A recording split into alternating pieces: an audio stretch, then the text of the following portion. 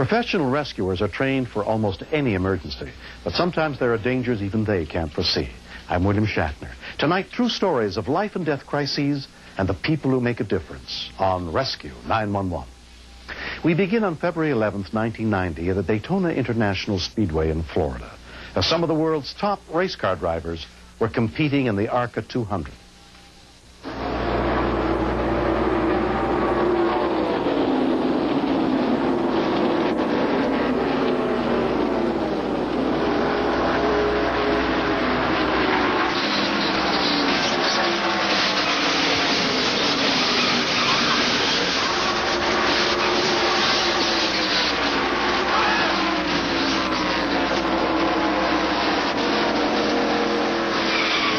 It really had been a nice, quiet race. Bob Bachman was in charge of the EMS units that day.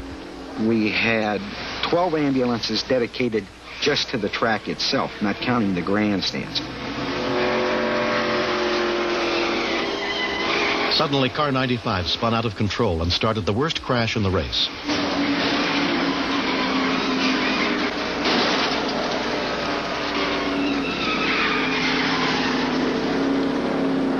They put out the caution flag. When they yell caution in a race, that's when everybody gets their vehicles ready to move.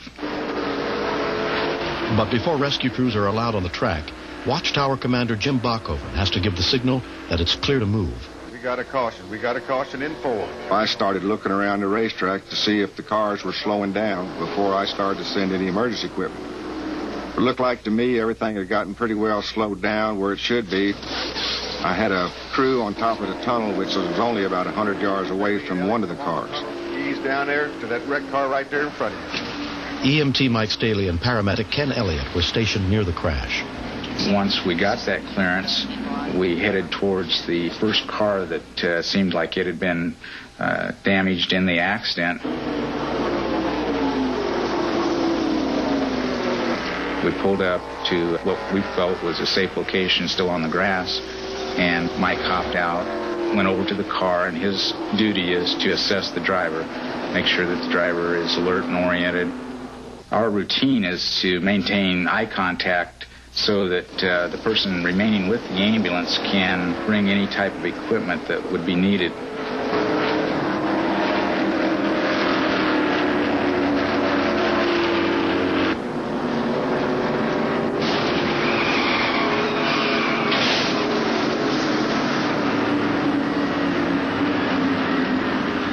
I thought that it probably had killed him. When we continue, when a race car spun out of control during the ARCA 200, the subsequent crash caused a member of the Speedway medical staff, EMT Mike Staley, to be struck by a car. Most of this footage was taped on that day. Michael was thrown approximately 25 feet through the air. He looked like a rag doll. The driver Mike had been helping passed out at the scene. Rescue workers rushed to aid both of them and the critically injured driver trapped in car 95. When I first got out of the ambulance, there was no doubt in my mind that I was going to find Mike dead. I could smell flesh burning, and his left arm was pinned up under the exhaust manifold. I've known Mike for 13 years, and it was a very gut-wrenching experience. Mike is one of my best people. He's a good EMT. But I really couldn't believe that it had happened. He had serious burns of the arm, left forearm in particular, abrasions, bruising. And under these circumstances, I had to be concerned about the potential for a brain injury. You want the helicopter. Okay, helicopter guy. I had the most sickening feeling I think I've ever had in my life, that this was real serious and he may not live. And then I kept asking myself if I did the right thing on getting him down the hill as quick as I did.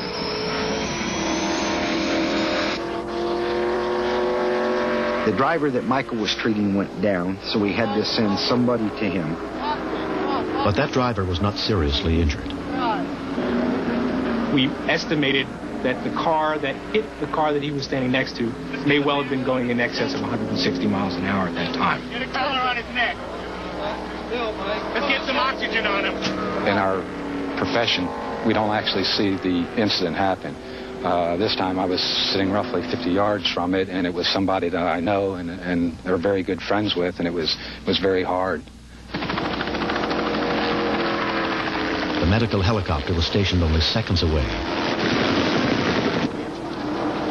He had a very badly comminuted compound fracture. What that means is the fracture was open, and the bones were now exposed to the dirt on the ground, and to some extent the burns suffered by the heat of the impact.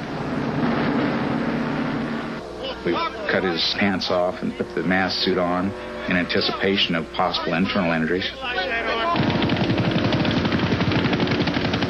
deep breath, Mike. Come on, buddy. Slow deep breath. Come on, guys. You're going to be okay. While another rescue crew tried to get the critically injured driver out of car 95 and stabilized, Mike was packaged for the first helicopter transport. Dr. Steve Levine was supervising.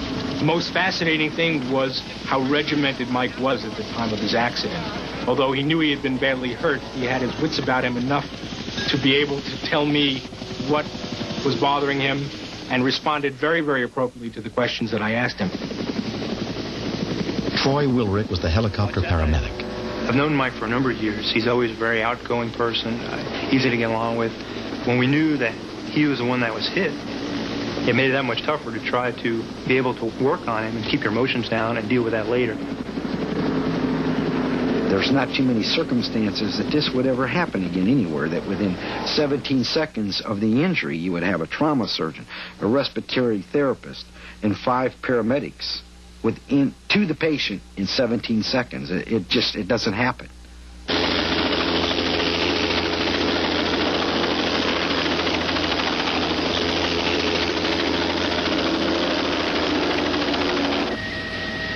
Once I received him in the helicopter, he started to wake up and now would respond to me. I said, Mike, can you hear me? Once he looked at me and said, Troy, okay, I know who you are. It was a sigh of relief that he was not critically injured, but serious. The driver of number 95, who had been trapped in his car, subsequently died of injuries suffered in the crash that day. But Mike's life was spared. Having witnessed the accident, I was amazed that he was going to survive. The fact of the matter is that he's extremely lucky. There's no question about that. Mike arrived at Halifax Medical Center with 2 broken legs, 2 smashed kneecaps, 2nd and 3rd degree burns, and a left arm so badly destroyed, doctors feared they might have to amputate. He needed immediate attention to this arm, requiring irrigation and cleansing of the wound and stabilization of the fracture. He wanted to make sure before he went into surgery that somebody was with his mother, and so I told him that I would go stay with her in the waiting room until he got out of surgery.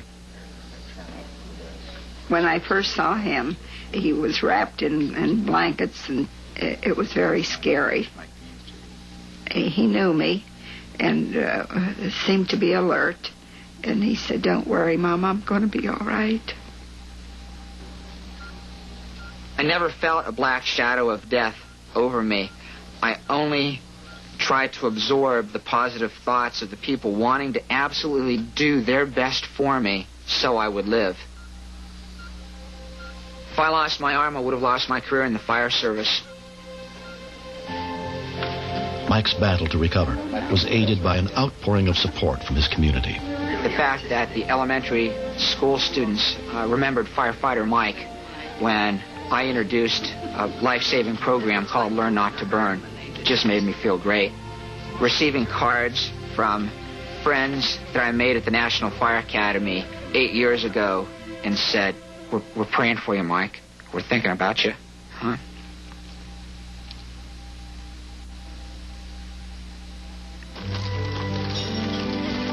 For 5 months, Mike spent nearly 6 hours a day in physical therapy under the guidance of Randy Thomas. He had an incredible attitude. He told me that he expected 110% out of me. He said, I'm not unreasonable. If you're having a bad day, 103% will be fine. But other than that, that's what he expected. And he has certainly given 110% every day. I have no questions about his recovery. I think that we are all struck by the degree that he was motivated to go through this process and to not dwell on what had happened to him.